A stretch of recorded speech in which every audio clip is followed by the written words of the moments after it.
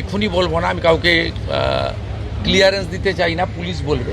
যেটা mob lynching হয়েছে এর পিছনে একটা কমিউনাল অ্যাঙ্গেল ছিল। যারা অতৃপ্ত আত্মা, ভোটে হেরে যারা ঘরে ঢুকে গেছিলেন, এখনও ঢুকে আছেন, এই তিনজন মিলে এই যে তিনটে কাণ্ড করেছে না, এদেরকেও কিন্তু ভুগতে হবে।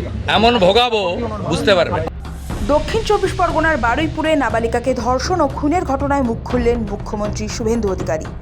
জঘন্যতম অপরাধের সুবিচার সুনিশ্চিত করার পাশাপাশি ঘটনার পর এলাকায় যে গণপিটুনি, রেল অবরোধ এবং পুলিশ সিআরপিএফের ওপর হামলার ঘটনা ঘটেছে তার নেপথ্যে গভীর রাজনৈতিক ও সাম্প্রদায়িক ষড়যন্ত্র দেখছেন তিনি।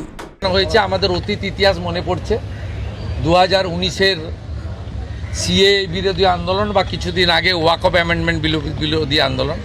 তৃতীয় হচ্ছে সিআরপিএফের 2জন জওয়ান আহত হয়েছেন, একটা পুলিশের গাড়িকে জ্বালানো হয়েছে। যারা অতৃপ্ত আত্মা, ভোটে হেরে যারা ঘরে ঢুকে গেছিলেন, এখনও ঢুকে আছেন, এই তিনজন মিলে এই যে তিনটে কাণ্ড করেছে না, এদেরকেও কিন্তু ভুগতে হবে। এমন ভোগাবো বুঝতে পারবে।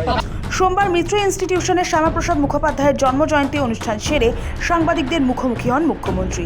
স্পষ্ট করে জানিয়ে দেন, মূল অপরাধীদের যেমন মৃত্যুদণ্ড দেওয়া হবে, তেমনই পরিস্থিতি উত্তপ্তকারীদের ভোট যারা অতৃপ্ত আত্মাদের এমন শিক্ষা দেওয়া হবে যা তারা ভাবতেও পারছে না।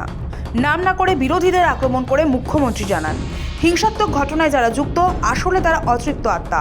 ভোটে হেরে গিয়ে যারা এতদিন ঘরে ঢুকে গিয়েছিলেন এবং এখনও ঢুকেই আছে, সেই 3 প্রধান শক্তি মিলে এই কাণ্ডগুলো ঘটিয়েছে। এদেরও যে ফল ভুগতে হবে তা নিয়ে কড়া বার্তা দেন শুভেন্দু অধিকারী। প্রথমটার তো বিচার দেব, ক্যাপিটাল পানিশমেন্ট দেব। ওর বাবা যা যা চেয়েছে সব করবে মুখ্যমন্ত্রী। সাথে সাথেই ফোনে কথা বলেছি এবং আমি খুশি যে ওনারা আমার আস্থা রেখেছেন। বাকি 3টে বিষয় যারা যুক্ত, যারা অতৃপ্ত আত্মা, ভোটে হেরে যারা ঘরে ঢুকে গেছিলেন, এখনও ঢুকে আছেন, এই তিনজন মিলে এই যে তিনটে কাণ্ড করেছে না, এদেরকেও কিন্তু ভুগতে হবে। এমন ভোগাবো বুঝতে পারবে। মুখ্যমন্ত্রী জানান, ঘটনার পরই তিনি নির্যাতিতা কিশোরীর বাবার সঙ্গে ফোনে দীর্ঘক্ষণ কথা বলেছেন এবং শোকগ্রস্ত পরিবারটি প্রশাসনের ওপর পূর্ণ আস্থা রেখেছে। শুভেন্দু বলেন, নির্যাতিতার পরিবার এই জঘন্যতম ঘটনার দৃষ্টান্তমূলক বিচার চেয়েছেন।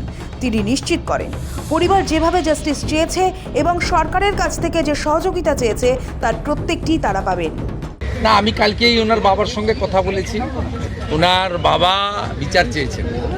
জঘন্যতম ঘটনা, সিট গঠন হয়েছে, পরিবারের পক্ষ থেকে 4 জনের বিরুদ্ধে অভিযোগ দেওয়া হয়েছিল।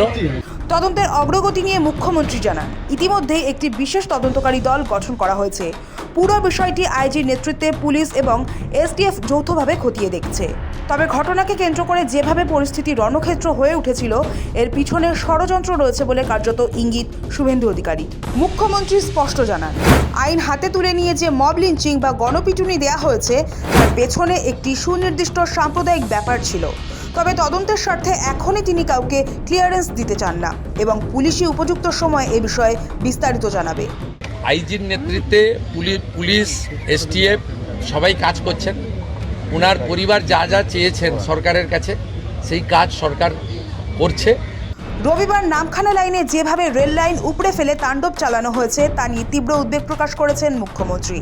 এই হিংসাত্মক রূপকে তিনি অতীতের কিছু ঘটনার সঙ্গে তুলনা করে বলেন, রেল লাইনে যেভাবে রেলপথকে উপড়ানো হয়েছে তা দেখে 2019 সালের সিএএ বিরোধী আন্দোলন কিংবা কিছুদিন আগের ওয়াকফ সংশোধনী বিল বিরোধী হিংসাত্মক আন্দোলনের অতীত ইতিহাস মনে পড়ছে। আপনারা নিশ্চিন্তে থাকুন, প্রথমটার তো বিচার দেব, ক্যাপিটাল পানিশমেন্ট দেব। ওর বাবা যা যা চেয়েছে সব করবে মুখ্যমন্ত্রী।